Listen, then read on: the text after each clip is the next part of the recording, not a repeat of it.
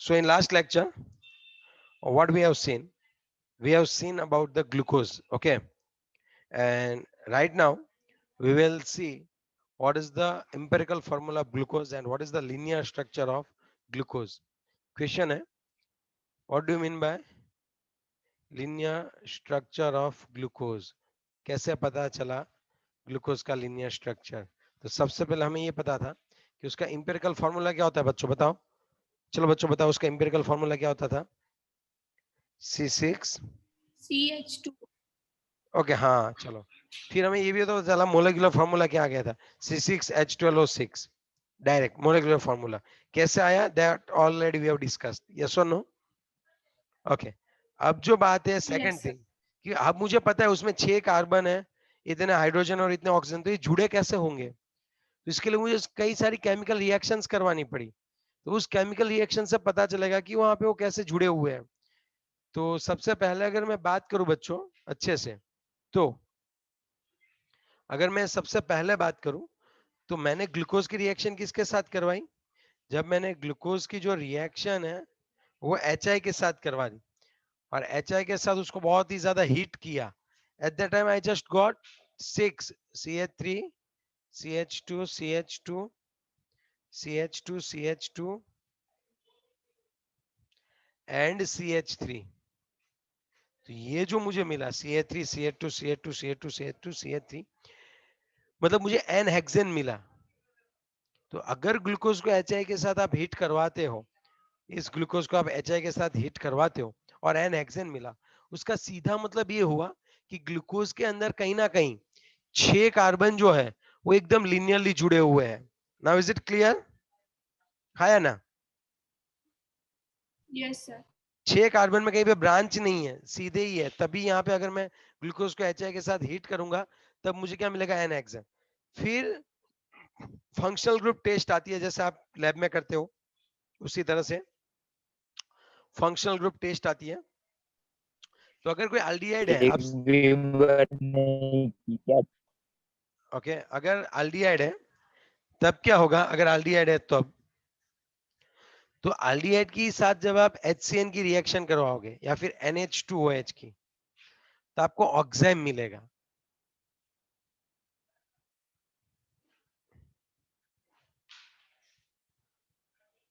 तब आपको क्या मिलेगा? ऑक्साइम. और दूसरा,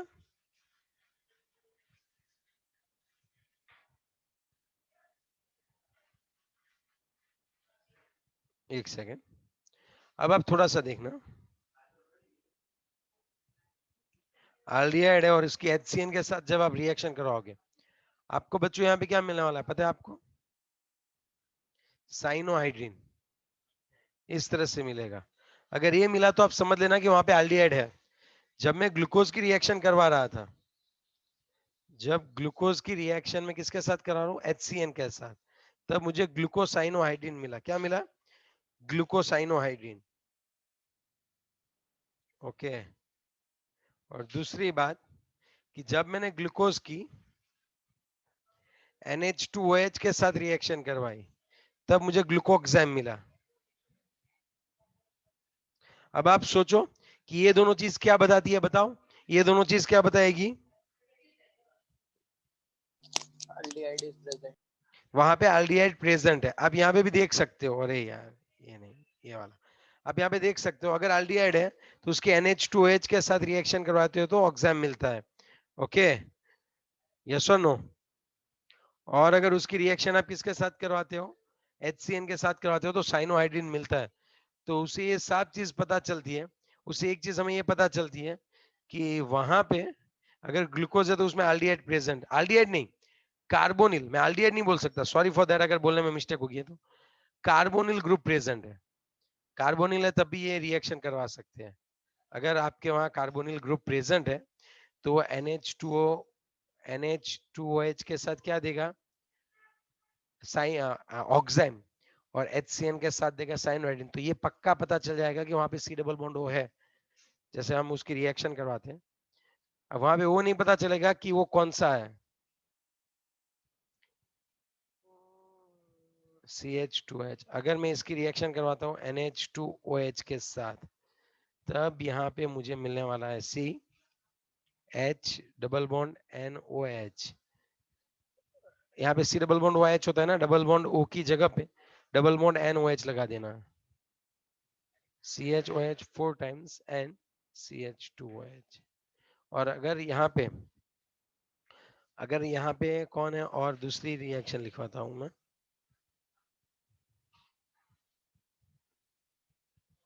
CHOH 4 टाइम्स है, और अभी तो हमें पता नहीं है कुछ, ये वाला पूरा हमें पता नहीं है, लेकिन फिर पता चला था कि अगर आपने NH2OH के साथ रिएक्शन करवाई तो ग्लूकोक्साइम मिला, और अगर आपने यहाँ पे HCN के साथ रिएक्शन करवाई तो यहाँ पे CnOH,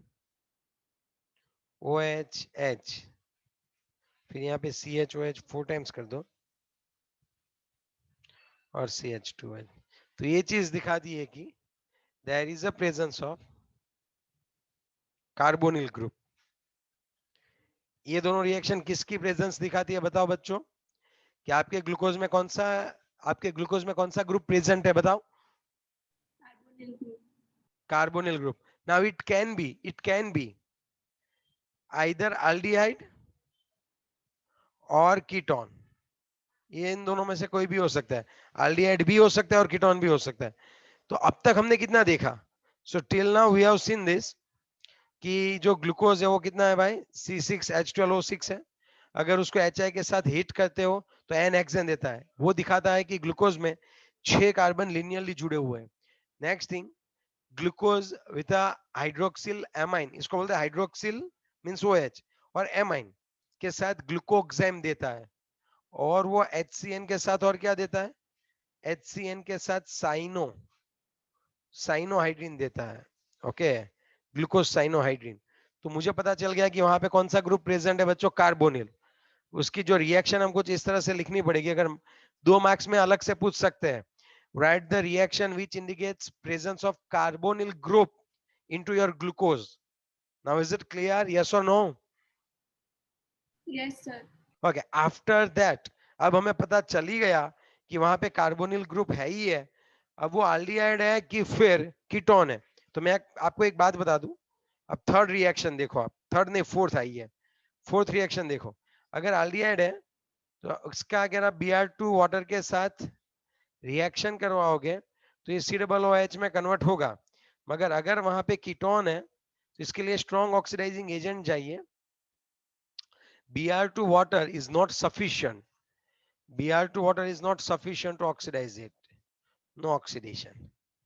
तो अब मैंने क्या किया, ग्लूकोज लिया, और ग्लूकोज के साथ क्या करना था वो मैं आपको बता दूं। अब हमने ग्लूकोज ले लिया, और ग्लूकोज के साथ जब Br2 वाटर यूज किया तब यहाँ पे ऑक्सीडेशन हुआ, और यहाँ पे ग्लूकोनिक एसिड मिला। कौन सा एसिड मिला, ग्लूकोनिक। तो ये चीज ये बताती है कि अगर यहाँ पे Br2 वाटर से ऑक्सीडेशन हुआ तो ग्लूकोज में अभी कौन सा ग्रुप प्रेजेंट होगा, एल्डिहाइड। यस, 1 2 3 4 5 6। तो अब मैं यहाँ पे एल्डिहाइड पे कंफर्म लगा सकता हूँ, क्योंकि Br2 water is able to oxidise glucose into the gluconic acid. आई बात समझ में आपको? तो अब तक कितना स्ट्रक्चर क्लियर हुआ वो मैं आपको बता दूं। पहले HI के साथ ये क्लियर हुआ कि यहाँ पे 6 कार्बन लिनियरली जुड़े हुए।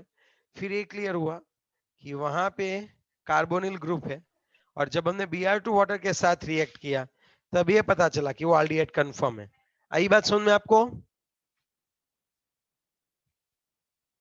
अब तक यस। अब तक आप यहां पहुंचे, इतना ये जो आप देख रहे हो ना अभी, ये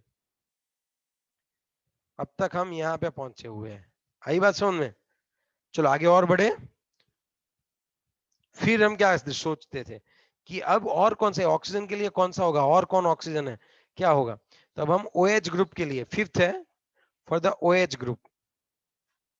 अब मैं आपको एक बात बता दूं, अगर कार्बन के साथ OH ग्रुप है और आप यहाँ पे एसिटिक एनहाइड्राइड यूज करते हो, acetic anhydride means CH3 C double bond O C double bond O and CH3, अगर आप ये यूज करते हो तब क्या होता होगा, तो मैं बता दूं कि यहाँ पे आपका जो CO है उसके साथ और एक COCH3 जुड़ जाएगा, एसिटाइलेशन बोलते हैं इसको। एसाइल ग्रुप यहाँ पे अटैच होता है, ये वाला ग्रुप अटैच हो गया COCH3 वाला, असाइलेशन। आई बात समझ में?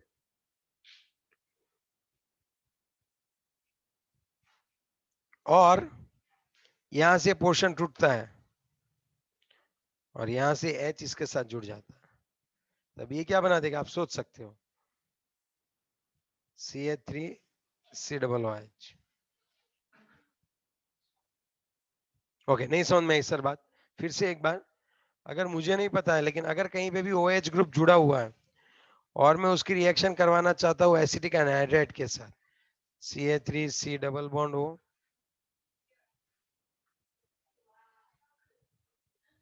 O, C double bond O and CH3, ये एसिटिक एनहाइड्राइड है बच्चों। ये कौन सा है बच्चों बताओ? ये एसिटिक एनहाइड्राइड है। अब आप थोड़ा सा सोचो कि यहाँ पे, यहां से अगर ये ब्रेक डाउन हुआ तो ये वाला जो पूरा ग्रुप है वो इस ऑक्सीजन के साथ जुड़ जाएगा और ये H जो है वो जाके इसके साथ जुड़ जाएगा। मींस कैसे, मैं आपको बताता हूँ। ये कार्बन था, ये कार्बन, यहाँ पे O COCH3,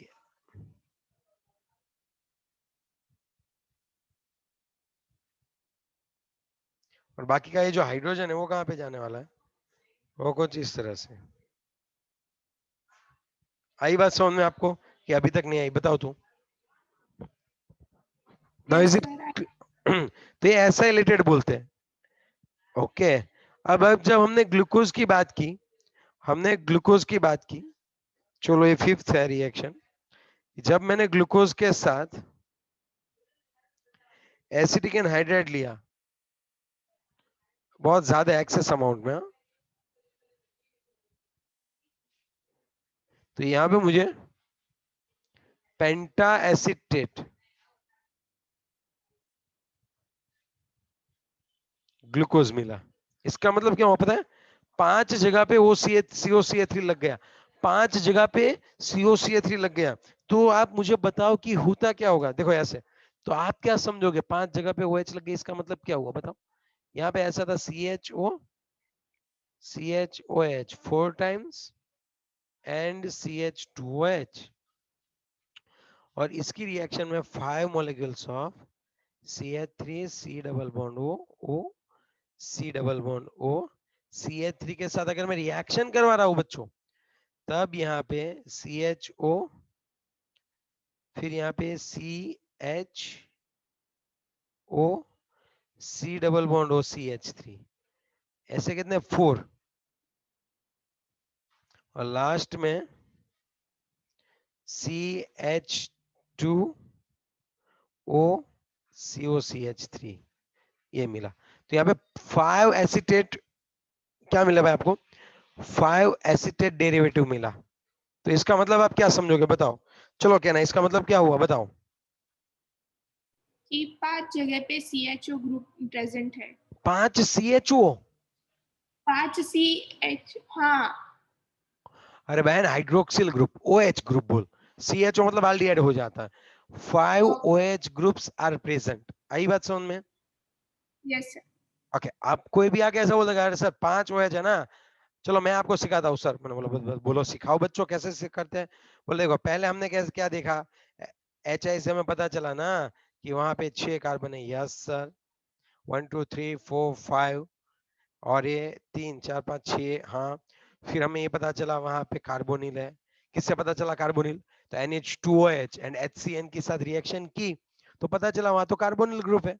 फिर Br2 वाटर के साथ रिएक्शन की तो पता चला कि वो तो एल्डिहाइड है।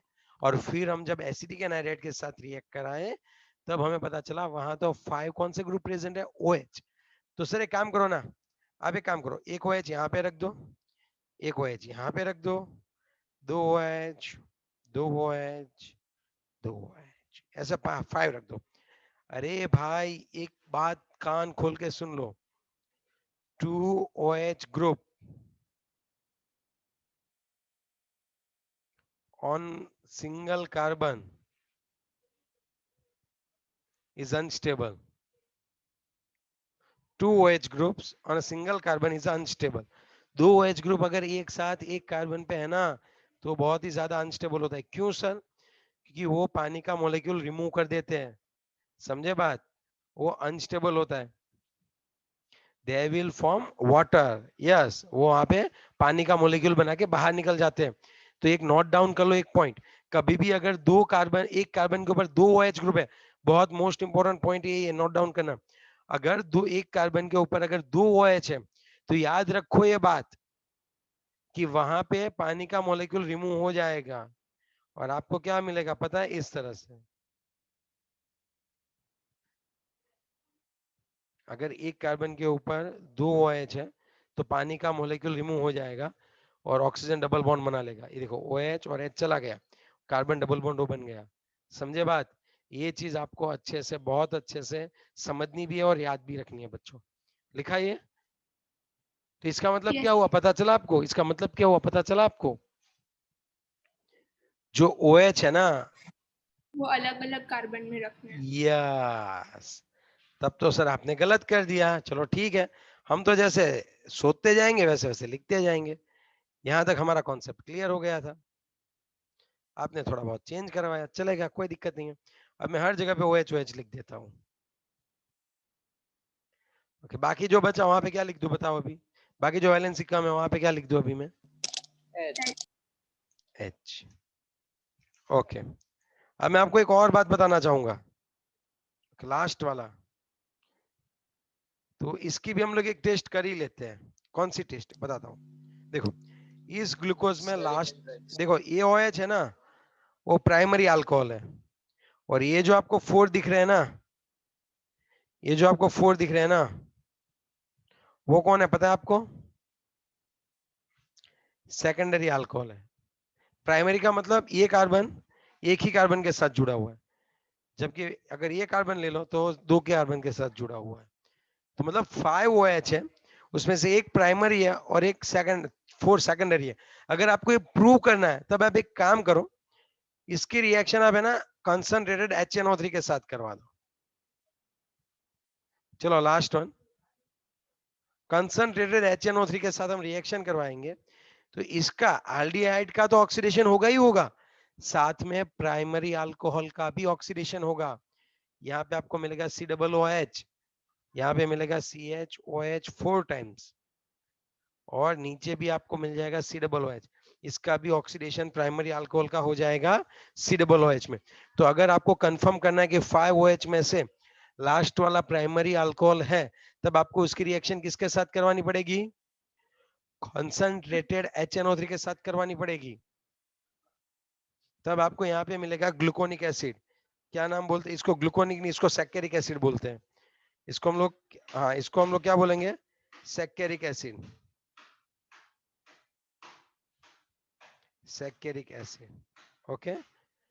हाँ, और दूसरी एक बात ये भी याद रखो, अगर अगर सपोज ग्लूकोनिक एसिड है, ग्लूकोनिक एसिड मतलब ऊपर ही एक COOH है और उसके अंदर भी आप अगर HNO3 डालते हो कंसंट्रेटेड, तब भी आपको ये CH2OH ऑक्सीडाइज होके COOH में कन्वर्ट हो जाएगा. ये भी दिखा देगा कि वहां पे प्राइमरी अल्कोहल है. मींस अगर आप लोग ग्लूकोज लो या फिर ग्लूकोनिक एसिड लो, दोनों में से कोई भी ले सकते हो, ग्लूकोज या फिर ग्लूकोनिक एसिड, उसके अगर आप कॉन्सेंट्रेटेड HNO3 के साथ रिएक्शन करवाओ तब आपको ऊपर भी COOH मिलेगा बच्चों और नीचे भी COOH मिलेगा. तो ये COOH तो कहां से आया होगा? एल्डिहाइड से. लेकिन ये जो नीचे वाला COOH है वो कहां से आएगा बच्चों? बताओ चलो फटाफट से. ये नीचे वाला COOH कहां से आया होगा? ये आएगा प्राइमरी अल्कोहल में से. So now I can say here कि प्राइमरी अल्कोहल इज प्रेजेंट. अब थोड़ा बहुत स्ट्रक्चर जो मेरे दिमाग में आ रहा है वो मैं आपको बताना चाहूंगा. मैं इस तरह से लिखना चाहूंगा, CHOH 4 times and CH2H. This one is the linear combination of क्या आएगा? linear structure of glucose or combination of all atom and molecules.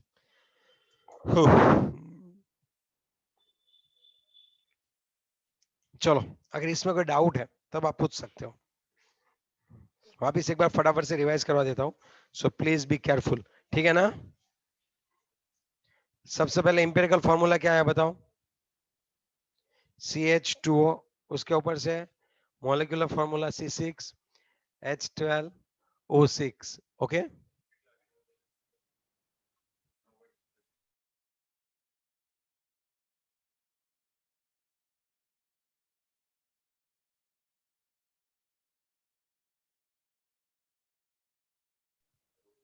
Okay, second thing,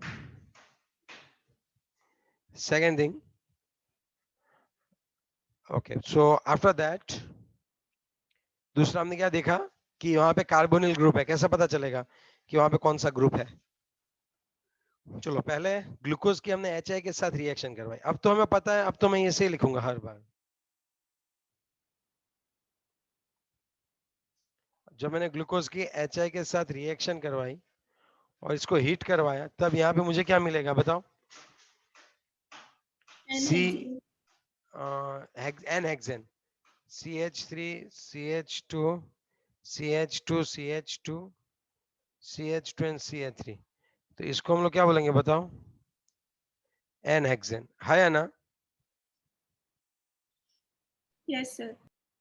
okay, तो अब आप थोड़ा सा सोचो, एन हेक्सेन हो गया ये, तो ये इससे हमें क्या पता चला, वहां पे 6 कार्बन इंटैक्ट है ना। फिर हम किसके साथ रिएक्शन करवाने वाले हैं बताओ, CHO CHOH 4 टाइम्स और फिर CH2OH, इसकी रिएक्शन आप एक बार कराओ HCN के साथ, एक बार कराओ हाइड्रोक्सिल एमाइन के साथ, और एक बार कराओ HCN के साथ। तो यहाँ पे जो हमें मिलेगा C डबल बॉन्ड, यहाँ पे H तो ही है, NOH, और CHOH कितनी टाइम आएगा बच्चों, 4 टाइम्स, और नीचे आएगा CH2OH, है ना। Yes sir. ये आपका मिल गया, हम ग्लूकोक्साइम क्या बोलेंगे इसको, ग्लूकोक्साइम, ओके। और जब HCN के साथ आप रिएक्शन करवा रहे हो, तब आपको मिलेगा, ऊपर मिलेगा COHCN, और यहाँ पे H, और फिर 2 3, ओके, CH2OH 4 टाइम्स कर दो, और यहाँ पे CH2OH कर दो, ये हो गया ग्लूकोसाइनोहाइड्रिन, साइनोहाइड्रिन हो गया ये। तो इससे ये पता चला कि वहां पे कार्बोनिल ग्रुप प्रेजेंट है या ना। फिर हमने चौथी रिएक्शन क्या करवाई, याद है आपको, फिर हमने CHOH 4 टाइम्स एंड CH2OH, तो इसकी रिएक्शन हमने इस तरह से करवाई, Br2 वाटर के साथ करवाई, तब क्या हुआ, हमें ग्लूकोनिक एसिड मिला, COOH,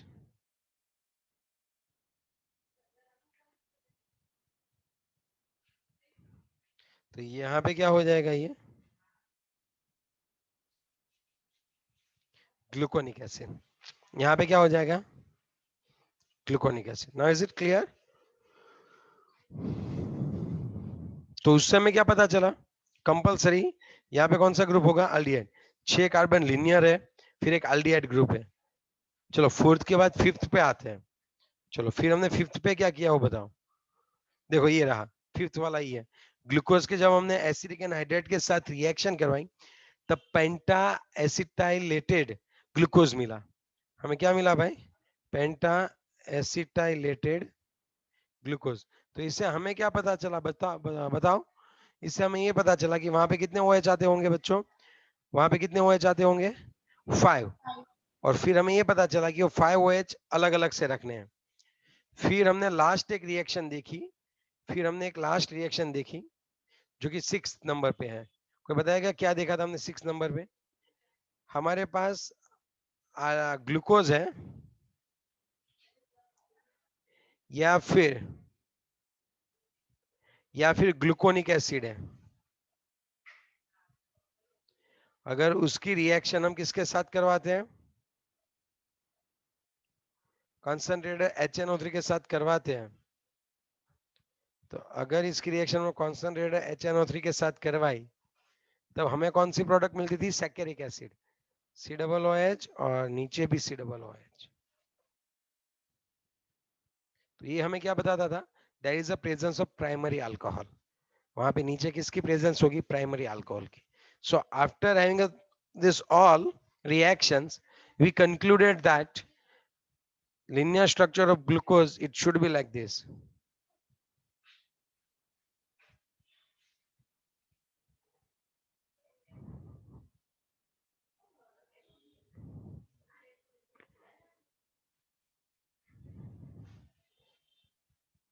ये linear structure clear हो गया।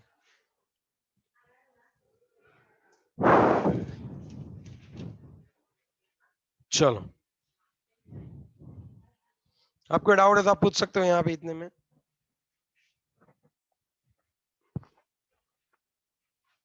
No sir. ओके, और किसी को डाउट बच्चों? No sir.